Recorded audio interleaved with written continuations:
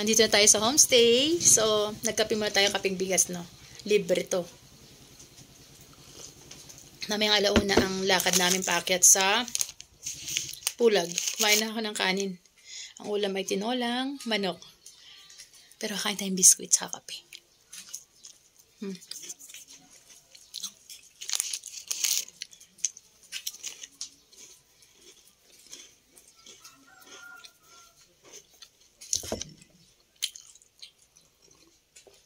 Sobrang lamig.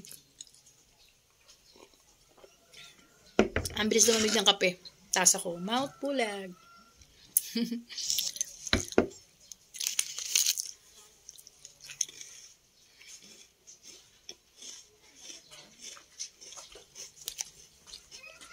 Ang sabi ni Ate Chempondo na magandang weather. Sana swerte yan tayo hanggang bukas.